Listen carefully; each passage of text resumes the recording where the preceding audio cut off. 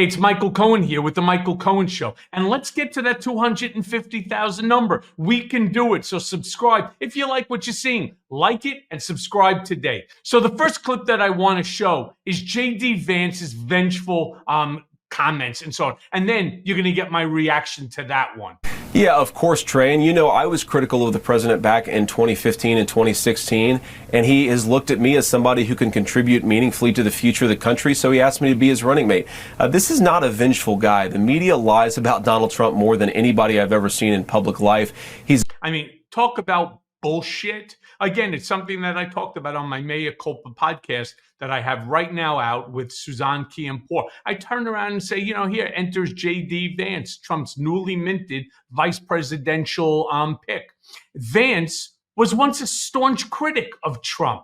Now, all of a sudden, he's fully embraced the MAGA mantle, and he's proving to be every bit as incendiary as his boss. But not only that, it's just despicable, the stuff that he's talking about. And he's talking to us as if we don't know who Donald Trump is. Oh, Donald Trump is not a vengeful kind of guy. Donald Trump himself turned around and said, I will be your vengeance. I will be your retribution. So when JD Vance comes out there, or as we like to call him, Shady Vance, when Shady Vance comes out there and starts spewing this shit, again, don't take my word for it. Take your own. You've heard it with your own ears. And when he then goes ahead and tries to be as incendiary and as assholish as his boss, as Donald is, when he starts calling Kamala Harris a childless cat lady, it's a cheap shot. He is going over the line.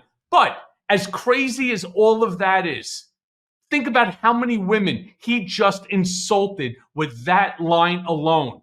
What's crazier is the weird things that he does, but more the weird things that he says. Let's go to that clip of basically JD Vance being called weird, and then you're going to get my reaction to that. He has a new insult out this week that her and her husband have been using towards you, calling you weird.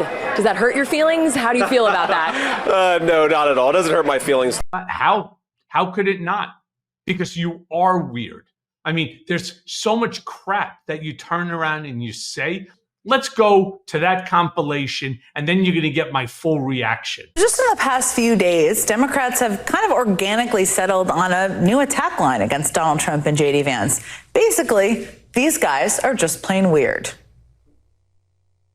You know there's something wrong with people when they talk about freedom to be in your bedroom, freedom to be in your exam room, freedom to tell your kids what they can read. That stuff is weird. They come across weird. They seem obsessed with this. We're using this fake living room to talk to you about a super weird idea from JD Vance. Yeah, it's quite weird. But what was weird was him joking about racism today and then talking about Diet Mountain Dew. Who drinks Diet Mountain Dew? On the other side, they're just weird. I mean, they really are. Some of what he and his running mate are saying, well, it's just plain weird. What else can you possibly call it? Let's start with Von Schitzenpants and some of the weird things that he keeps talking about over and over and over again. I mean, if anybody in his campaign is following these episodes, the best and the smartest thing to do is to tell him to shut up. Stop talking about sharks. Stop talking about rather being electrocuted than eaten by sharks and boats and the water and sinking and going down. It's just weird sort of stuff. And if that's not weird in and of itself, then just cross the aisle over to Shady Vance for a second, where, as they were bringing up, he's talking about racism. It's a very significant issue, and it's not one that should be made fun of. Racism should be taken seriously, but somehow, and I don't even know how you would make a correlation. It would be similar to like a kid trying to stick a square peg into a round hole. It just doesn't make any sense. It's impossible to put the two together. So he's somehow putting racism and Diet Mountain Dew into the same equation. And you say that that's not weird? And then it goes on even further. There's all of this talk about this hillbilly elegy, this show, the book, the whole bit that it's not even him, that he's changed his name like 3 or 4 times. It's talking about his relationship with a couch, with a pillow on the couch, and then starts talking about all other sorts of, crazy things like women and dolphins. And I mean, at some point in time, you have to say, okay, look, if you're going to run a ticket for the best act on Saturday Night Live, well, you got it. Hands down. This should be a landslide victory. But if you're looking for 2 people to be at the top of the power broker for the world, Trump and Vance, when you're talking about all the issues that are going on, and then you add their weirdness, you add the nonsense and the stupidity that they're constantly regurgitating, and these people are going to be the ones that are representing the United States of America, and we're as a country not supposed to be laughed at and looked at as a joke? How could you not? I mean, take the 2 of them together, and I just gave you a few of the many weird, ridiculous, stupid things that these 2 idiots keep saying again and again and again. And for whatever reason it might be, and I don't know the answer, I really don't, whatever it might be, there are a ton of people, millions and millions of Americans, that for whatever the reason might be, feel that Donald Trump and now JD Vance are best suited to lead this country for the next 4 years. And I say that in and of itself is weird.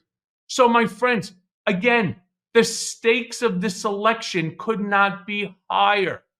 We're talking about our democracy. We're talking about having someone who could represent us on the world stage during a time right now that is very dangerous. Russia, Ukraine, got Israel, Hamas. You now had the recent attack that took place in the Golan Heights.